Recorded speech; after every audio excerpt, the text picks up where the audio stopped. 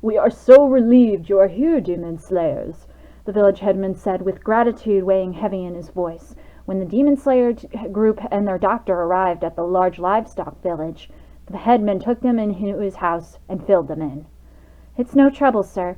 We understand this is a giant centipede you're dealing with?" Erin asked as the headman poured some tea for her and her team, while David was tending to an injury on the man's arm. "Indeed, it destroys our houses, eats our people and livestock. My villagers and I are worried we may have to relocate if this isn't taken care of," the headman said in an anxious voice. "Not to worry, my teammates and I are the best slayers in our village. We'll take care of this beast. You said on your transmission that it only comes at night, is that correct?" Erin asked as Kilala sat up on her shoulder. Her young teammates could only stare at her in wonder as she held her boomerang bone firmly as it hung from her back.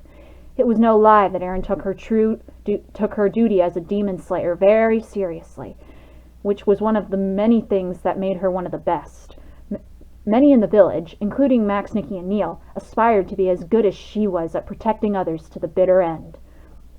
"Yes, that's the fact of the matter," the headman replied. Erin stood up from her seat and captured the floor of the carpeted floor. "That's when we'll strike," she stated determinedly, turning to Max, Nikki, and Neil. "Slayers, prepare for the battle. We've got an hour and a half until nightfall. We'll use that time wisely. As for you, David, I want you to tend to any of the villagers with injuries from previous attacks," the lead demon slayer said as she turned from the doctor to the headman. "Sir, please lead your fellow villagers into your home for their safety." "Yes, of course, Miss Slayer," he replied. Max, Nikki, and Neil's armor had the same design as Erin's, only instead of green, Max's plates were blue. Nikki's was pink, Neil's was yellow. Other than the samurai sword, they all had different weapons. Max had 2 faded blue automatic handguns equipped with collapsible blades and that could detach as grappling hooks. Nikki had a giant hammer that could fold into a grenade launcher, while Neil had a silver jetpack that could shoot fireworks and missiles.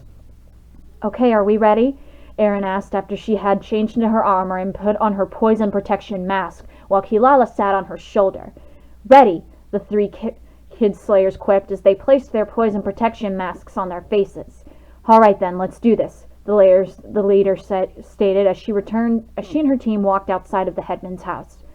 "All right, remember your training, and..." Erin started, only to have the 3 kids cut her off. "Be careful," they stated, finishing their leader's sentence. "Sheesh, we may be 10, but we're not some helpless kids. We're badass demon slayers, so we've got this," Neil said to her confidently with his arms crossed. But their conversation was interrupted when they heard an insect-like cry in the distance, approaching fast. "It's here." Erin trailed off as she positioned her weapon like the rest of her team, while Kilala growled and transformed into a much larger version of herself with white fangs. It was a giant green and blue centipede, the length of a tall building that came charging through the village, destroying anything and everything in its path. "Spread out," Erin demanded as she got onto Kilala's back while the rest of her team did as told. "Keep it away from the headman's house," Erin ordered as she and Kilala flew beside Neil, who was using his jetpack to get a better vantage point. "I'm on it, Nikki shouted as she jumped in front of the monster and whacked it in its hideous face. Whacked it in the hideous face it had. "Come and get me, ugly!" the teal-haired girl challenged with a wild laugh as she ran away, leading the beast away from the headman's house.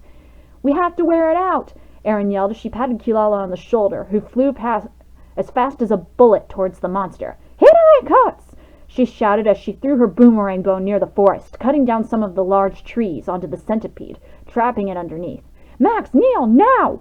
Erin instructed, making the 2 boys give her a nod as they approached the centipede from the air and the ground. "Say goodnight, bitch," Max stated as he pointed his guns at the beast's eyes and shot them both out so he couldn't see. "Neil, it's all yours," Max said, letting the other boy step before him. Neil used one of his 2 handles on his jetpack to shoot an explosive at the centipede's head, blowing it up instantly. "Great job. Kilala, you know what to do," Erin said as Kilala and herself landed beside the 3 kids, breathed fire onto the monster's body, setting it ablaze. Erin patted the fire feline on the head. "That's great job. That should stop it from regenerating, thanks to you," Erin stated to the fire feline. "Well, at least that's done," Nikki stated with her hammer over her shoulder as she and the other slayers took off their masks. Max then kneeled down to get a better view at the to get a better look at something he had caught sight of on the centipede, and frowned at what he saw.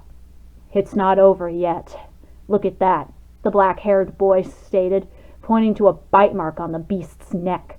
"That's a fresh mating mark," he trailed off, waiting for his team to catch on. "Well, shit," Neil stated. "That makes our job a whole lot harder." "Yeah, and unless we want it to get worse, we have to find the mate and the nest," Erin said as she got onto Kilala's back. "Nikki, Neil, tell David and the headman what's happened. Max, you're with us. We have a monster to find," the team leader stated. "Roger that," Max replied with a salute as he followed Erin onto Kilala's back, sitting behind his team leader.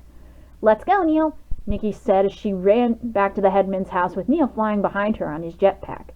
"It's probably hiding out in the forest. Be on your guard," Erin said to Kilala and Max as they flew into the forest, preparing themselves for a battle yet to come.